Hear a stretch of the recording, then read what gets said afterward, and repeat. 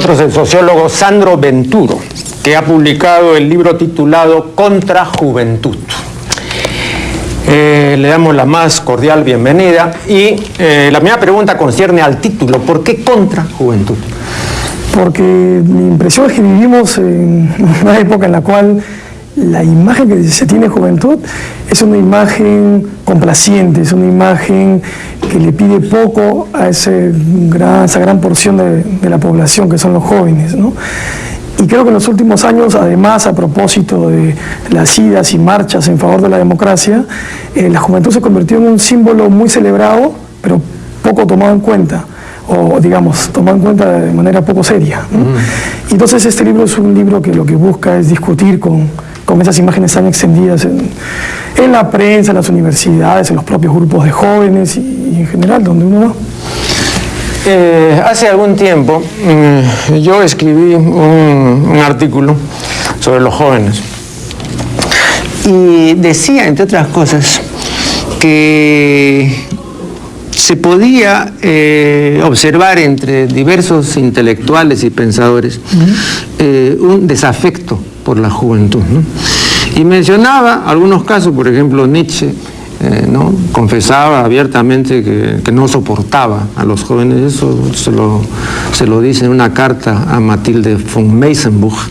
Luego Wells, por ejemplo, ha dicho cosas muy duras con respecto a la juventud, casi tan duras como las que decía Lord Byron de la niñez, ¿no? Byron decía que para él la figura más ilustre, ¿no? El personaje más importante de la antigüedad había sido Herodes, ¿no? Eso decía Byron, y ha tenido así expresiones muy duras. Bueno, y Wells decía lo mismo, ¿no?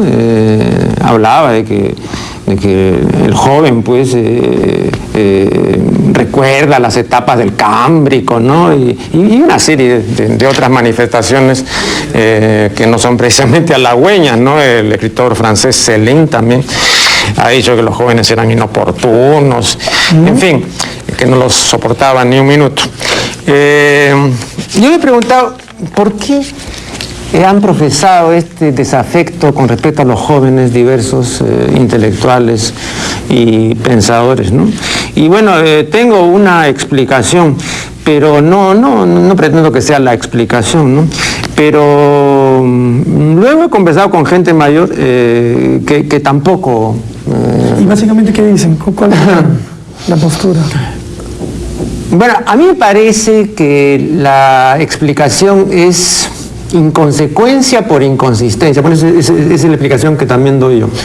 Es decir, ser uno consecuente es saber correspondencia lógica entre los principios que uno profesa y la conducta que uno tiene, ¿no? Sí. Cuando uno tiene esta correspondencia, entonces uno es consecuente. Si no la hay, entonces uno es inconsecuente. Es difícil encontrar esta consecuencia en los jóvenes, y no la pueden tener porque son inconsistentes. O sea, para tener esta consecuencia tiene que haber una consistencia en el individuo, tiene que haber un contenido y que no lo tienen. Ahora, esto es una explicación tentativa, pero quisiera recabar de Sandro Venturo otra explicación, si la hay. Sí, yo creo que los jóvenes son ahora coherentes con lo que la sociedad les pide. Lo que les pide es que no sean ni niños ni que sean adultos, que sean una cosa que está eternamente en transición, ¿no? Y que hace de ellos algo que por un lado es celebrado, ¿no? La primavera de la vida, la juventud es la primavera de la vida, y por otro lado algo que es profundamente rechazado, es tú no tienes experiencia, no puedes tomar decisiones. Sí, sal a las calles, protesta contra la dictadura o como le llamen, pero por otro lado, cuando esa dictadura ya ha caído y tengamos que reconstruir la democracia, bueno, ahí sí tú ya no tienes lugar, tú no tienes experiencia, ¿no? Y básicamente lo que piensan los intelectuales de los jóvenes es lo mismo que piensa la sociedad y la gente en la calle de los jóvenes, ¿no? Sí, hay gente que está en una edad para disfrutar de la vida, aunque la vida sea una porquería y los jóvenes sean el principal grupo de la población con tasas de subempleo, desempleo, de riesgo de transmisión, de enfermedades de transmisión sexual, y en fin, es decir, la paradoja es esa, ¿no? Que la sociedad lo que espera de los jóvenes es lo que los jóvenes son ahora, un grupo que se dedica a divertirse y que poco tiene que ver con las grandes determinaciones políticas, económicas y sociales del país, ¿no? Aquí en la página 22 hay dos fotografías que son comentadas en la página siguiente, ¿no? Sí. Y dice, comparemos las fotos, donde se observan personas de 20 y tantos años, una de inicio del siglo y otra de nuestra época. Los primeros, a excepción de sus edades, no son distinguibles de los adultos, sí, puesto que sus aspectos y actividades sucedían a imagen y semejanza de sus mayores. Bien, pero yo quisiera comentar esto, porque me parece muy interesante. ¿Por qué no eran distinguibles? Vea, hasta bien entrado todavía este siglo, e incluso he leído por ahí de que esto como categoría social estaríamos hablando de la segunda mitad del siglo XX. Sí. Ya. Pero durante todo el siglo XIX y todavía hasta bien entrada, repito, la centuria anterior, digamos más allá de la Belle Époque, ser joven era una desventaja. Y esto, una desventaja. Claro, esto lo ha referido pormenorizadamente Stefan Zweig en su autobiografía, ¿no? El mundo de ayer, y él cuenta con detalles, ¿no? Todo lo que hacían los jóvenes de su época para no parecerlo. O sea, los afeites, los adornos, engordaban, se ponían lentes, se dejaban barba, todo, sí, porque un joven era alguien que no era en absoluto confiable. Y era un inválido social, digamos. Claro, y era además pues la reinante una gerontocracia, ¿no? Entonces ser joven pues era incluso los médicos que estaban practicando, etcétera, también aparentaban vejez para tener algún peso, ¿no? Porque si no nadie los iba a tomar en serio, ¿no? Claro, entonces estos jóvenes de inicio del siglo, claro, se vestían y hacían todo y se arreglaban como viejos, pues, ¿no? Porque ser joven, repito, no era algo socialmente aceptado ni aceptable, y sobre todo no era confiable, ¿no? Entonces, ¿a partir de qué momento, me he preguntado yo, y se lo pregunto, a partir de qué momento se comienza no solo a hablar bien de la juventud, sino, bueno, ya Darío, ¿no? Ya Darío hablaba de que era divino tesoro, pero en una perspectiva ya sociológica, ¿no? Sí. Y se comienza a elogiar a la juventud.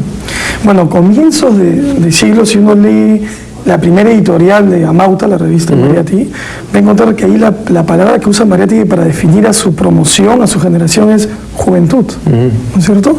Pero esa palabra allí tiene un significado distinto a cómo el sentido común la define hoy, ¿de acuerdo?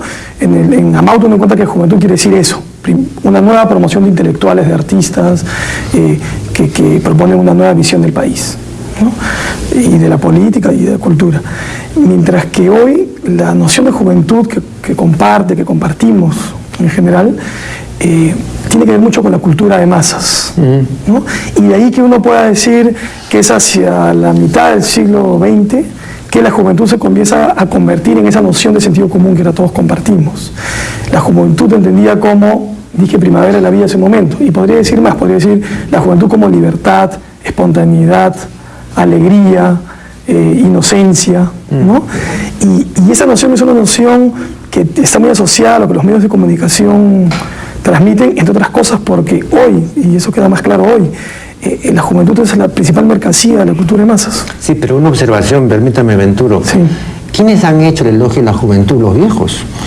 Los viejos han hecho siempre el elogio. Jamás, que yo sepa, un joven ha hablado y ha dicho qué maravillosos somos, ¿no? Normalmente no. Son los viejos. Sí. Ahora, la explicación que yo tengo de esto es biológica, ¿no? Es que los viejos están mucho más cerca del acabamiento que los jóvenes, que están bastante lejos, ¿no? Y todo tipo de pasado fue mejor. Claro. Entonces, es esto, ¿no? Yo escuché en el programa anterior con Capella, escuché justo ese momento en que discutían de esto, ¿no?